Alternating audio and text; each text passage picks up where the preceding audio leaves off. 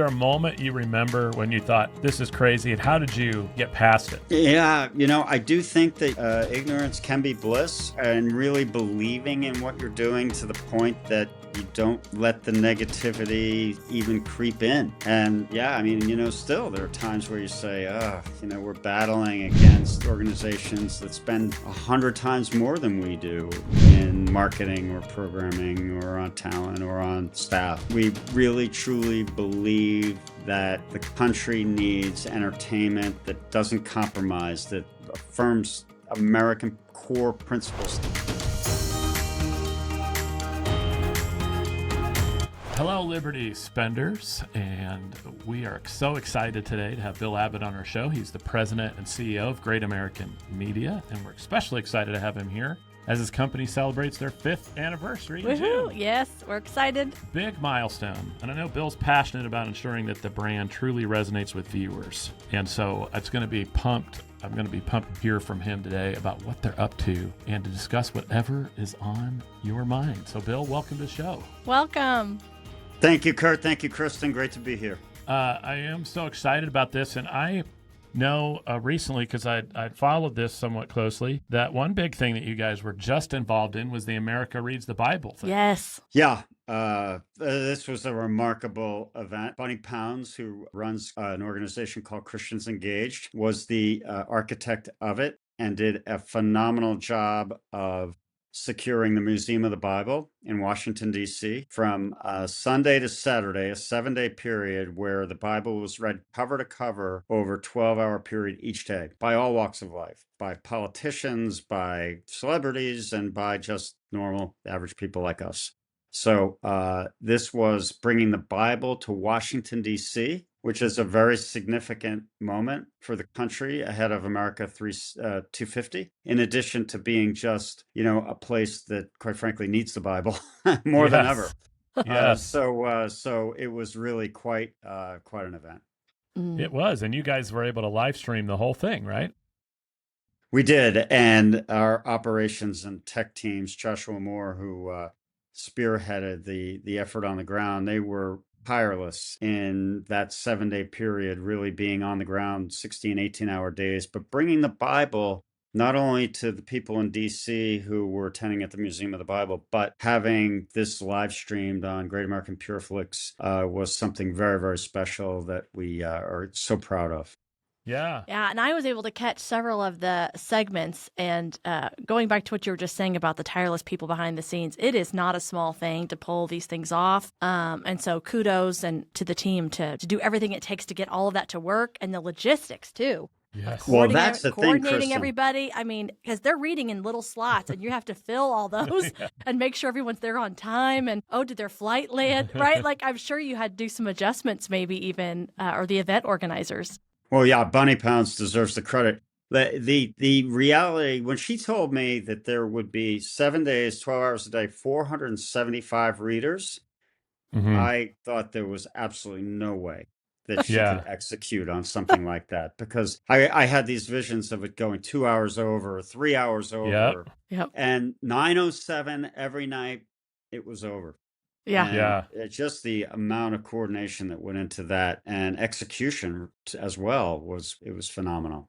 Yeah. You got to hit your marks, people. Yes, 475 of them. Exactly. Yes. I know. That's why I was so impressed. And so again, kudos to everybody involved in that. Yes. It was incredible. Because that may have never happened in Washington, D.C. in the history of our country. Unfortunately. Well, actually, the country was founded on biblical principles. And so, it maybe not Washington, D.C. in the old days, but certainly, this is going back to the founding of the country. And the reality is the Bible was instrumental in the way we live today, and the biblical worldview. Very, very important to recognize that, acknowledge it. In God we trust is on our dollar bill and on our money, and we should be saying the Pledge of Allegiance every day and honoring the country. Yeah. Well, of course, Bill answered it right. But of course, I was trying to joke about it's never happened that 475 people in Washington, D.C. didn't talk past their limit. Oh. That was it was a bad joke. That Well, I nobody skipped got right but me. past it too. Sorry, Kurt. Oh, but, he's hurt. But it's also, I think, no small feat to have Great American PureFlix reach its 5th anniversary. It's tough, I think, to be in the industry you guys are in. There's a lot of choices. There's a lot of places people can go to consume media, and so being able to be upright, fighting through it, and growing after 5 years speaks a lot to what you guys are up to. Well, I think it speaks to, that certainly you touched on a lot there. And happen to believe, we believe at Great American Media, that the vast majority of the country wants more faith, family, and country in their entertainment. And, right now, or we've seen over recent years, how entertainment has a tendency to demean and degrade faith and family and country, all three, actually. And so we are appealing to the vast majority of the country who want to be positive about these great institutions and these great pieces of our lives. And so, people ask me if I'm surprised at our success. And the answer is not really, because we bought into the thesis of that from the beginning. But what has been very challenging is the environment and the entire industry being in a complete upheaval with streaming and the migration from linear TV. Yeah. And I think that's the part that I guess I want to drill down on, is just that for anybody who's listening, because anybody who's followed our podcast or listens for a while, we are highlighting these amazing stories of business owners who are leading with convictions first, leading with their faith. And it is not easy. One, you want to make sure you're in the will, because obviously God can bless anything if we're listening and we're within his will. But it is a real challenge, because there's the normal challenges of just any business, right? You've got industry shifts, you've got technology changes, you've got AI, you've got specifically in your industry that's been all over the place. And so I also just want to recognize just the amount of stewardship you need to do just as a business owner, right? You take the rest of it out of it. That's just a challenge specifically in the industry that you're in. What do you think has helped guide you through all of those transitions? Well, we've been blessed with tremendous energy and passion for this mission. And, all the glory to God, because the reality of what we are combating is very real, not only in the environment, but there's a bias against faith. There's a bias against family and country, certainly, in entertainment. And so we're having to work that much harder to get the message out, because we don't have the support of a lot of the institutions that a lot of others have. And it's really the passion and energy that we've been blessed with to do this, because we think it's so important for the culture. And we think it's not only important for this minute, but it's important for the long term. And we are here for the long term. We will never abandon our viewers. We will never abandon those core principles that we portray without compromise and without a woke agenda. And we will be steadfast always and unyielding in that approach. Yeah. Well, if that doesn't make you want to sit up and cheer, I don't know. What does? When in this 5 years, or was there a moment when you noticed, hey, we're onto something, we think this is working, there's something special, some shift where you felt like, okay, we've dialed into something and this is going to go places?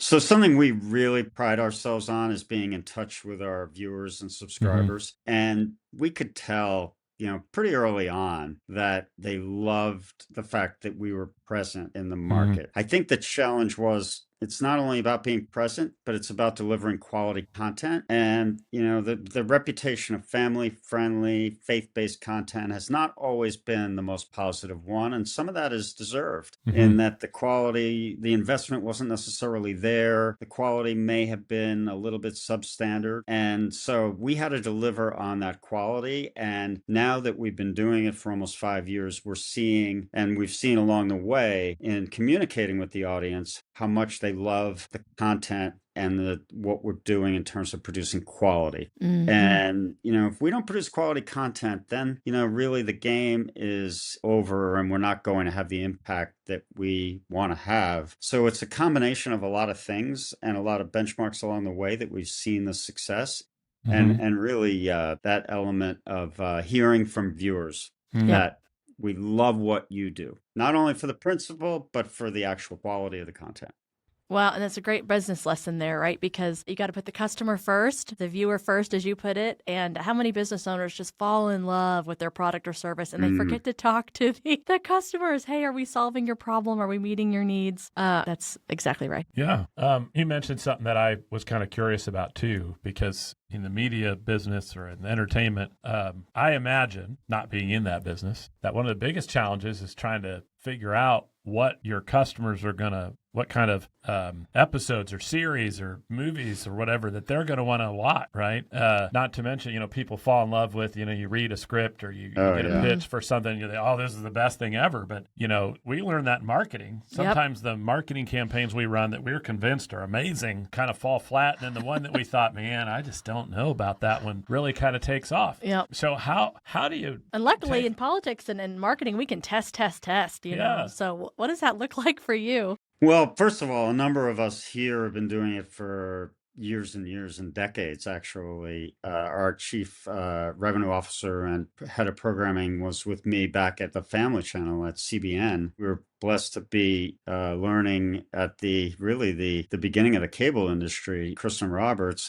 So we have a very good idea and a long time experience in terms of understanding what viewers like and what they don't like. Through the days at Hallmark as well. So, we have a long track record of 30 plus years of doing this. So that helps. That's no guarantee, though, of course. It's listening to the fans and the viewers and really making content that's crafted for them. I've grown to love this content. I've grown to appreciate this content. But when the hockey game's on, I would rather probably watch the hockey game.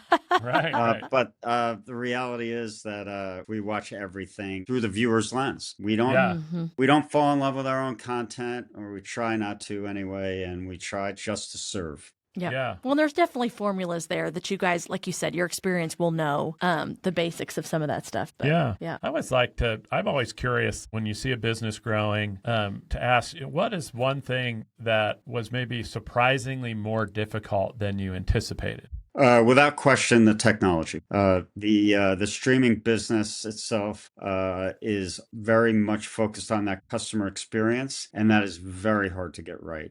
It is, the companies with billions of dollars in profit had a very hard time. You look at HBO Max and you look at Peacock and a number of others that when they entered into the space had all kinds of technical issues, and that has, for a company our size, to have engineers and technicians and people who have to keep that site operating with a lot of pressure on it from viewership, with thousands of hours of choices, that how difficult that is has been very surprising to me. Yeah. Well, I guess that makes sense as I hear you tell it. That's probably not an easy thing to do. Has there been a favorite project since you've launched it that you were able to take from like a show or something on Great American Pureflix that you were able to see from soup to nuts? You're like, that was something that I'm really proud that we were able to put out there. Oh, well, there are a lot of moments that we look back on and we think that we feel good about. I would say,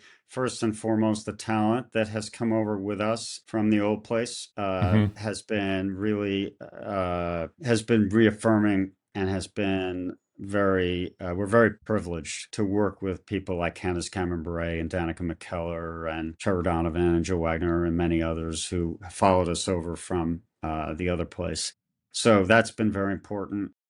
Certainly having a series like Crossroads Springs, which is very faith-based, which leans into this conflict between two families that live next door to each other, but within it, there's a pastor who brings things together and is very impactful and positively portrayed within how faith is portrayed within that his journey and within the series. And then certainly we talked about America Reads the Bible, but something like that I envision being an annual event. Doesn't have to happen in Washington, D.C., doesn't have to happen at the intensity level of 12 hours a day, 475 people, flying people in and all the coordination and all of those pieces. But you don't want to just do that again in a few months? I would love to do it again, but I didn't do it. No, I know.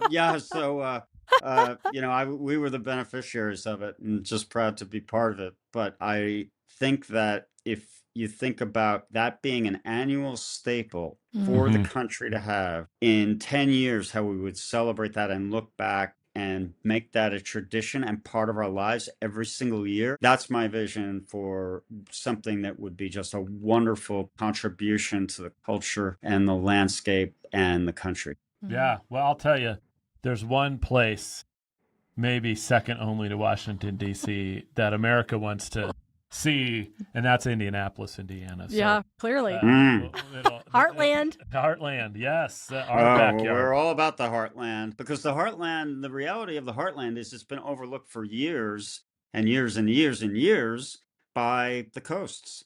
And, the fact that traditional family values that make up and comprise the heartland and are the vast majority of the country, by the way, are overlooked on a daily basis and actually disrespected. And so we are all about presenting the heartland in the way that it deserves and celebrating it. Yeah. Well, I mean, I think that sounded like he was agreeing like to an this. endorsement Yeah, you hit on this a couple times, and I want to talk about this some because I was recently talking to a couple of people who are in Christian entertainment, and they made a similar point. Just from a business standpoint, if you take away how we feel about this as people of faith, that it's essential that we absorb positive, God-honoring content.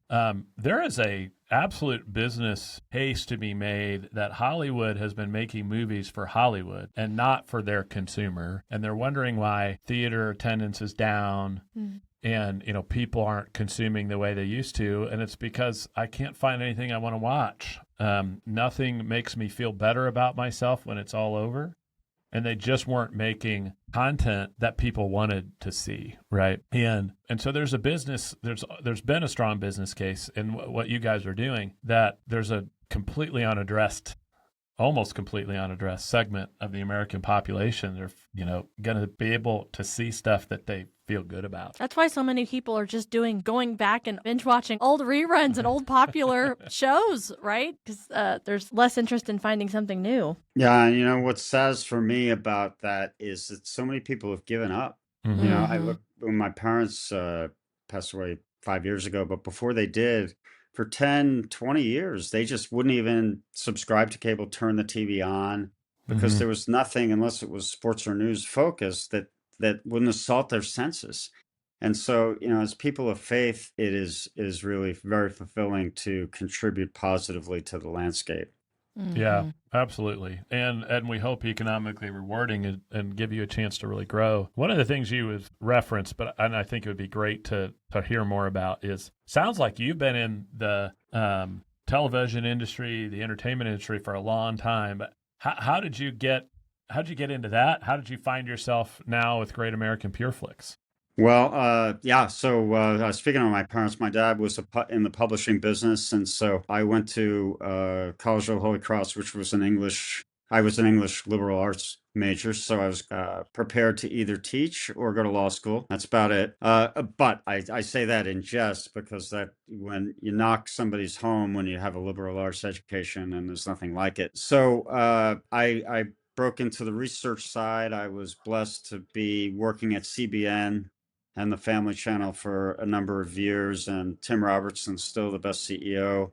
Worked for a lot of great CEOs, but he's at the top of that list. And then from there, I moved over to Hallmark Channel and ran that for 11 years. And I think that they began to suffer from a few things over there. One was certainly thinking it was easy. The team that I had under me made it look very easy, the success that we had. And so, I think that once the focal point was no longer on their viewers or subscribers, and it was more being cool at the cocktail party, that wasn't really the environment I wanted to be in. And so we started Great American Family and Great American Media with the focal point of serving that subscriber and viewer that had been abandoned time and time again by the elite media and by people who wanted to be cool at the cocktail party.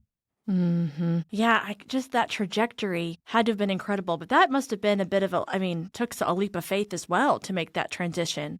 So what was that time in your life like when you're deciding what to do? Because you could have tried to go and, work for someone else, right? Or find some other place to use your talents. What was it about that you felt like, okay, no, I'm actually supposed to do this? I really felt strongly that servicing the underserved in the entertainment space was just so important, and that I wanted to continue to do that and be that news or be that entertainment. I feel like there's just such a the vast majority of the country has just been abandoned by the media, by entertainment, by, as you mentioned, the movie creators. And so that was really what I wanted to continue to do. And that was where, sort of my skill set was. And so I was, really probably in retrospect, much more inspired by the Holy Spirit than I ever would have known at the time, because I look back on it and I think, what was I thinking? I mean, Yeah.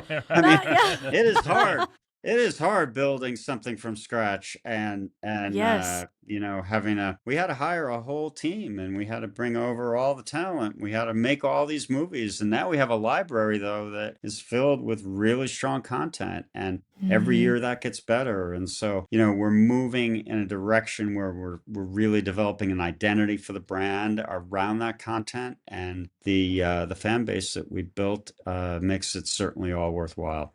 Yeah. Yeah. Building, sometimes we've talked to people when they've been in a successful corporate career or something, and they're trying to replicate something that was in existence. And it's just like you said, sometimes they don't appreciate or realize, oh, that's harder to like build my own SOPs, and I got to get all the infrastructure. And even when you've done something at a high level, like you had described. So yeah, it is. I think that's why ignorance is a little bit bliss on some of these things, where you don't realize how hard it is, because otherwise you might scare yourself into not being obedient, right, into your calling and into your assignment. Yeah. I just hope the team that has come with me from over there would agree.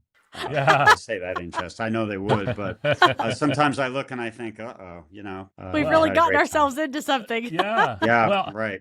One of my very first ever mentors in business told a story long before we ever really had anything serious going, about waking up one morning when he was building his business, when he was a little puny business owner and didn't really have anything but had big dreams, waking up, going to his closet to get dressed for the day, and just, feeling the fear of what have I done, right? And kind of getting psyched out for a couple of days before he could get his head right. And then when we started our business, there's been times when we've kind of looked at each other and said, more than a few. Yeah, it'd be easier. I don't think there's any business that starts out we're 20 years that into doesn't this go thing. through those days. Yeah. There are Yes. a couple of great things that I read every week, that somebody puts out a newsletter for people that are, in our position. And, it's not dissimilar across the board. When you're starting something, it's hard. And, you don't have all the benefits that everybody else does. And so, but that's why the perseverance and passion and energy is so critical. Yeah. Was there a moment you remember when you thought, this is crazy? And how'd you get past it? Yeah, that's the bigger question. Yeah. Yeah, I do think that ignorance can be bliss, and and really believing in what you're doing to the point that you don't let the negativity even creep in. And I mean, still there are times where you say, we're battling against organizations that spend 100 times more than we do in marketing or programming or on talent or on staff. We really truly believe that the country needs entertainment that doesn't compromise, that affirms American core principles, that this is a great country, that we are based in biblical principles. And in this environment, more than ever, that is essential to the health of the country and the future of the country. Well, it reminds me when you were saying about the ignorance is just that on the one hand, it can be frustrating when you feel like God's calling you to do something, but he doesn't give you the whole plan. He just tells you one step and you think, this is really frustrating. What am I supposed to do? And then you think, oh no, there's wisdom in that, right? There's a reason why in all example after example in the Bible, God's just telling you the next thing to do, right? Because if we knew it all, we couldn't handle it. We wouldn't be ready no for fun, it. Would it? Yeah, also no. No, fun, but you lived through a recent election here in New York. We have a clown who is the mayor of New York City, and you see the result and the potential disaster that the city can become, and all of the different things that go in and around that. And it's just important for people to know there's sanity out there, and that they can enjoy entertainment that doesn't put them in a position where they're compromising everything they've ever believed growing up. Yeah. Yeah. Well, and one of the things that we run into is, when you might go to a particular streamer and watch something that you feel good about, but then, 30% of the content maybe more is stuff that you would be disgusted by, right? And so for every dollar you're spending on that streaming platform, even if you use your dollars to watch something that you think is God honoring, also goes towards the other stuff. That's right. Right. And that's a difficult position, I think, as a person of faith, because to your point, sometimes that content's not available. I want to get it where I can get it, but I'm also funding the other stuff. That's right. Yeah, the enemy is at work for sure. If you're listening to this show, it's probably because you understand something most people don't. Marketing to Liberty spenders isn't just about ads or tactics, it's about trust. And in the real world, trust moves through relationships. And that's why private introductions and deal flow are such a core part of what we do. So FastPass is a private introduction and deal flow network for Christian and conservative leaders who already have influence and want to scale fast. It's not open networking, it's intentional introductions between people who already share alignment. We've seen one client land a $25,000 opportunity from a single introduction. Another told us that FastPass has become his largest source of referrals, not because of volume, but because of fit. And yet another closed her equity round at a key moment just due to the right introduction. When you book a one-to-one consult with us, we're not handing you a list or making big promises. Instead, we're having a real conversation about what you're building, who you want to meet, and whether FastPass makes sense for this season for you. So no pressure, no hustle, and no awkward pitch from us. Yeah. If you're ready to grow through relationships instead of forcing everything on your own, head to libertyspenders.com/FastPass and book a one-to-one consult with us. In worst case, you leave with clarity. Best case, the right introductions change the trajectory of what you're building. Okay, back to the episode. So we've talked about getting to your 5th anniversary, a little bit about how you got here. What's the next step? What's the big next vision or project for Great American Media and Great American PureFlix? Well, I think, for us, we've made a lot of progress in establishing our identity. We need to continue to focus in on that, and we want to become a household name in places like Indianapolis. And to become a household name, it just takes time. It doesn't happen overnight. And as more people learn about us and experience us, the good news is they love what we do. Our challenge is awareness, and that just takes time to build.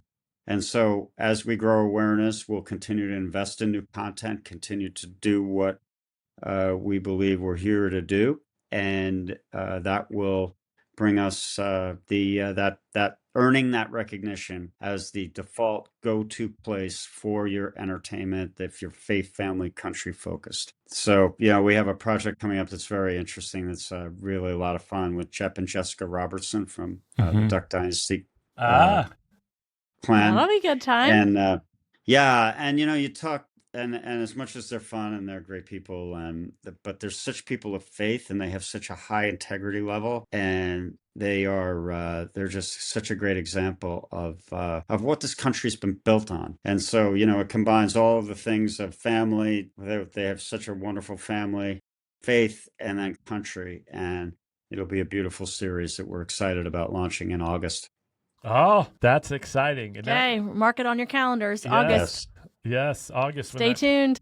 And I know a lot of people have been hungry for some Robertson content. So so that'll be exciting for you. We and that challenge of awareness, I think, is a good chance to talk about this because a lot of our listeners are Christian business owners, a lot of Christian conservative business owners.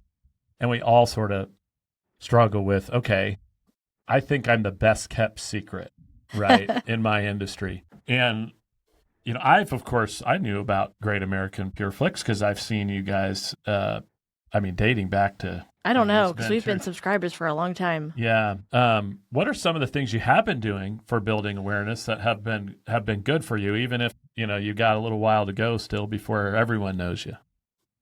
Great question. So, certainly things like America Reads the Bible that are event driven, and we did the White House Christmas tree lighting this year, I think brings a lot of attention. So on the event side, It's a multi-pronged strategy. So it's at the grassroots level. We shot a movie in Branson, Missouri, for example, that'll roll out this Christmas. So that's kind of our grassroots, campaign. And then, you have the big events of the Museum of the Bible and elements like that. But then it's day to day, just the blocking and tackling of social media and our linear platform being in sync with what's on our streaming platform and vice versa, and managing our portfolio in a way that will allow for there to be a common experience and for that identity of Great American Media to really come through. And then finally, it is really just being clear about who we are and being proud of who we are and not shying away. As much as the media may hate us, as much as saying woke might not be, something that some people are going to look down on. That's who we are. And so being who we are and making, that very clear up front, I think is key to success. Yeah. As part of that, being who you are then, do you think for, growth strategy or more awareness, is your preference more to produce and create your own content? Are you looking to license others? What does that look like for the future? Yeah, we are passionate and firm believers. You need to create your own content and control your destiny. If you're leasing content, licensing content, you're always going to be at the mercy of someone else, first and foremost. But even more importantly, you don't control the scripts. You don't control the storyline. You don't control where somebody's going to slip in something that's a woke moment. And that goes against our brand and our promise and commitment to viewers. So creating our own content and then owning our own content is critical. Okay. Yeah. Well, as Kurt said, we've been meeting more and more people in this space. And so I'm learning a lot about the business model, which of course is evolving, feels like daily. Yeah. And understanding, the value of IP and the different strategies of people who want to build their platform by bringing in more content, and others like yourself who say, no, we want to really make sure we're controlling everything from soup to nuts. So thanks for sharing that. Sure. Yeah. And you kind of mentioned this, I think, in glancing when you were talking about Peacock and HBO. For somebody who is an absolute industry outsider, even I am somewhat aware of just that, there was, for a while, everybody was going to have their own streaming service, right? Every channel, there was going to be dozens and dozens. Everybody was launching something. Now it seems like they're all consolidating. The industry is going through rapid evolution and change. Yeah, they can't make it. What would you say as an industry insider, what's happening in the streaming world and just in the media space in general? What are some of the things that are impacting the business, and how are you guys adjusting to all of that? Great question. So the model has changed where in previous years, you would get a license fee for your channel and you would get the advertising revenue. So it would be a dual revenue stream model that was extremely lucrative and margins of 50% on these businesses. In the streaming world, you have to spend a lot of money in marketing to acquire subscribers, which is very costly. And then until recently, you haven't had the dual revenue stream of subscribers and advertising. I think you're going to see more and more these services get populated with a level of advertising that looks much more like linear TV than it does streaming. And so you're going to, I believe, see, first of all, consolidation, because it's very hard to be out there producing content at the level of some of these organizations are producing them and have a model that isn't as lucrative and productive. But secondly, you will see certainly commercials become a very, very big element and factor in the viewing experience. And, what's old will be new again. Exactly.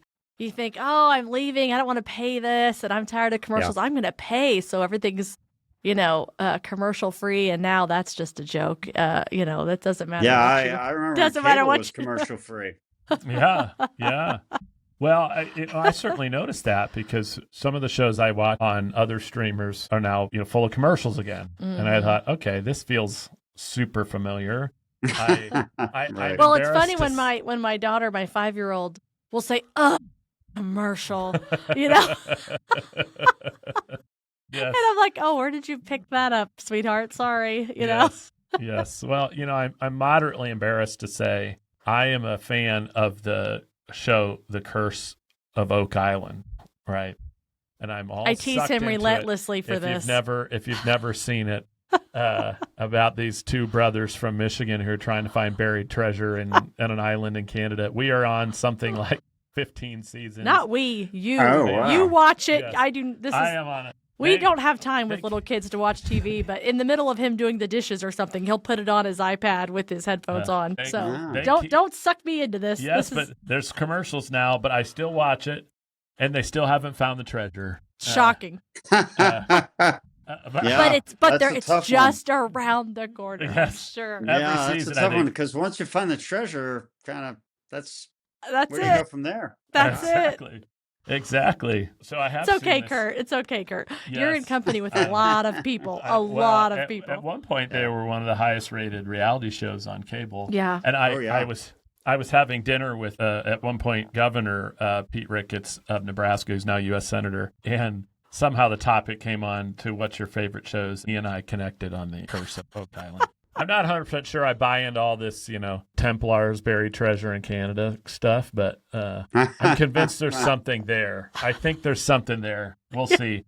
But yeah, all of a sudden commercials came again. And people will never look at you the same way again. It's like sucker I'm written not right. the only one. I That's know. the thing. I know. What was it, goodness. Geraldo, the vault they were opening up at the bottom of the sea back in, it was a long time ago.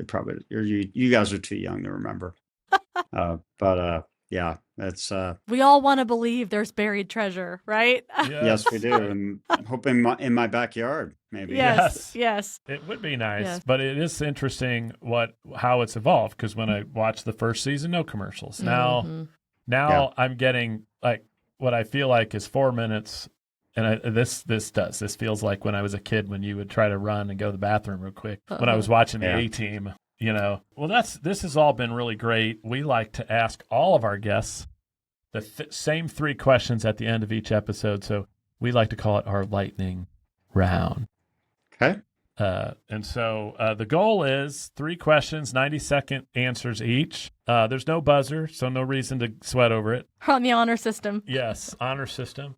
First question we like to ask is about legacy. And the way we ask it is, we like to get people to think about decades from now when you're in your final days, hopefully many decades from now, and you're looking back and you're trying to decide, how do I know that I lived a good life? How will you know that in those final days? I think it all starts with personally starts with family and ends with family, and had integrity and raised your children, and had put the right emphasis on just having the next generation understand the values that are important to us and the country. From a professional point of view, it's really continuing the great tradition we have in this country of family-friendly content that the whole family can enjoy together, or can talk about at least together, having watched together or having watched separately. And that would be high on the agenda. But I think it's interesting. Our identity and our focus, as I mentioned before, has shifted and become much more clear. And the reading of the Bible, and we play the national anthem now every morning at 6 a.m. at the start of the broadcast day, which you may remember was a tradition on every channel back, a couple of decades ago, probably now at this point. And it's bringing things like that back and allowing them to live on. That is something that's very, very important, I think, to anyone's legacy. And so, that's kind of the focal point. Yeah. And now for something completely different. We like to give people an invitation to talk about something that has you going down the rabbit hole lately. So the only rule is it can't be, Great American Pure Fix related. So what's maybe it's a hobby, maybe it's a sports team. What's got you obsessed lately? We know you like hockey. You alluded to that earlier. Yeah, I'm a rabid sports fan. You name the sport, I will watch it. Not so much. Well, you guys in Indy, I know you love your basketball. Yes. And I follow, as much, sports has changed so much, and players are, the mercenary way in which people move around as much. It's hard to become, so focused on one team, although in hockey, I have my team's the Islanders, but it's a lot harder I find in this generation. So, really rooting for coaches who do it the right way and who are highly motivational and inspirational and is something that I'm passionate about, as well as just, I don't have much time to watch the games, but I'm following in every way, playing fantasy in hockey and baseball, so and football too. So I keep track pretty closely. Yeah. Well, you mentioned basketball, but yes, people are pretty excited about Hoosiers, the IU, and the coach there is phenomenal. Year 3 of Kurt Signetti, right? Yeah. Yeah. Oh, football. It's funny. You talk Indiana and you think basketball, right? But yeah, he's phenomenal. Of course, we're excited here in New York with Rick Pitino, who I know has a lot of admirers and some detractors, as we all have our detractors. But he is, from my point of view, Rick, if you see Kristen's face getting red. No, it's just it's nothing. You're just we teasing can have that me, debate. No. I have no strong. It just was funny because I growing up, it was right during his rise at UK, and so I was obsessed, and I watched all the games, and she's from Kentucky. By yes, the way. that's where I grew up. Yeah, detail out, near Lexington. Yeah, and so when he later went to Louisville, it was like, oh, you traitor. Oh, right. You traitor. And so that's tough. That's tough. Did you go to the Derby? No. Well, I've been once. But no, it was what year did you go? Do you remember who won? Oh goodness, no. Okay, so it wasn't a Triple Crown year.